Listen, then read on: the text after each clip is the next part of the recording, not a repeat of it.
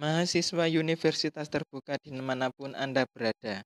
Pada kesempatan kali ini saya akan membahas mengenai biaya pendidikan universitas terbuka untuk program sarjana selain program studi PGSD dan PG PAUD. Universitas terbuka memiliki 5 layanan akademik kepada mahasiswanya. Namun yang akan saya bahas adalah 4 layanan saja, yaitu layanan SIPAS non-TTM, SIPAS semi, SIPAS penuh, dan SIPAS plus. Perlu diketahui bahwasanya di 2020.1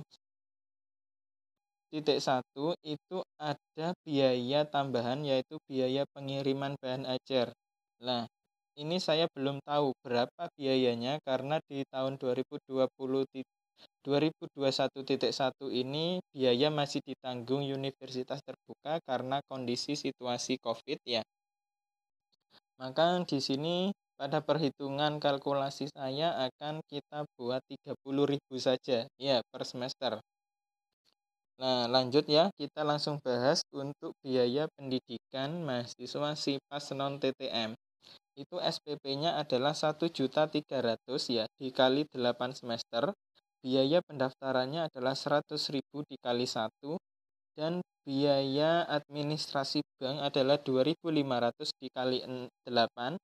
Terus biaya pengiriman bahan ajar adalah 30.000 dikali 8. Maka mahasiswa SIPAS non-TTM perlu mengeluarkan sebesar 10.760.000 untuk studi 4 tahun di universitas terbuka. Kemudian untuk program studi sistem informasi SIPAS non-TTM adalah SPP-nya adalah 1.800.000 ya, maka total biaya yang diperlukan yang dikeluarkan oleh mahasiswa dengan program studi sistem informasi dengan layanan SIPAS non-TTM adalah 14.760.000. Kemudian biaya pendidikan untuk program studi pariwisata SPP-nya adalah 1.900.000 ya. Ini dengan layanan SIPAS non-TTM, maka total biaya yang diperlukan oleh mahasiswa prodi pariwisata SIPAS non-TTM adalah Rp15.560.000. Kemudian biaya pendidikan untuk program studi perencanaan wilayah kota dengan SIPAS non-TTM dengan SPP per semester 1.750.000 menotal sebanyak 14.360.000 selama 4 tahun studi.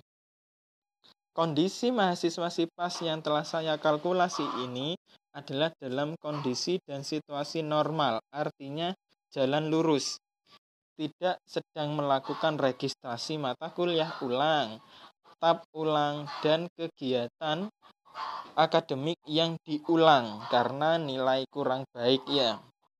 Untuk registrasi mata kuliah ulang itu adalah Rp150.000 per mata kuliah.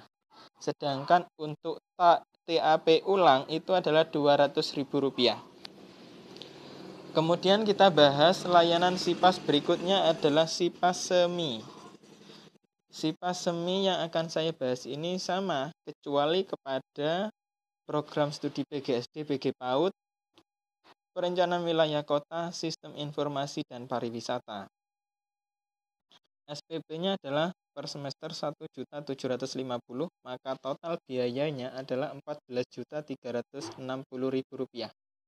Itu SIPAS semi. Keunggulan SIPAS semi dengan SIPAS non-TTM apa? Keunggulan SIPAS semi adalah mewajibkan 3 mata kuliah itu dalam pembelajaran tatap muka. Nah, kalau SIPAS non-TTM artinya tidak ada TTM, tidak ada tatap muka, semuanya serba online. Terus kemudian sistem layanan berikutnya adalah SIPAS penuh. SIPAS penuh biaya SPP-nya per semester adalah Rp2.200.000 ya. Maka total biaya yang diperlukan adalah Rp17.960.000 selama 4 tahun studi. Nah, apa perbedaan SIPAS penuh dengan SIPAS semi? Perbedaannya adalah SIPAS penuh mewajibkan seluruh mata kuliah yang ditempuh itu dalam bentuk program tatap muka, artinya TTM. Nah, SIPAS penuh ini sama halnya dengan PTN konvensional, artinya kebanyakan tatap muka, artinya mayoritas tatap muka. Berarti kebalikan dari SIPAS non TTM ya. Kemudian layanan keempat adalah SIPAS Plus. Biaya SPP-nya adalah 2.400.000 per semester, maka total biaya yang diperlukan selama 4 tahun studi adalah Rp19.560.000. Apa perbedaan SIPAS penuh dengan SIPAS Plus? SIPAS Plus adalah ditambah dengan satu kelebihan daripada SIPAS penuh, yaitu adanya program pelatihan pengembangan diri bagi mahasiswa. Nah, maka akan dibekali suatu keterampilan sekaligus pengembangan diri. Ya, itulah 4 layanan dengan universitas terbuka dengan biaya pendidikan yang berbeda-beda. Namun saya tegaskan di sini mayoritas mahasiswa universitas terbuka baik dari Banda Aceh sampai ke Jayapura itu kebanyakan memilih SIPAS non TTM. Karena kita tahu bahwasanya mahasiswa universitas terbuka ini bukan mahasiswa yang memang benar-benar berstudi atau belajar, namun bekerja ya. Berarti sekaligus belajar dan bekerja, sehingga lebih memilih kepada SIPAS non TTM. Selain biaya SPP-nya paling murah daripada 5 macam studi yang telah ditekankan, dari 4 macam studi yang telah saya jelaskan, maka mahasiswa jauh lebih memilih SIPAS non TTM.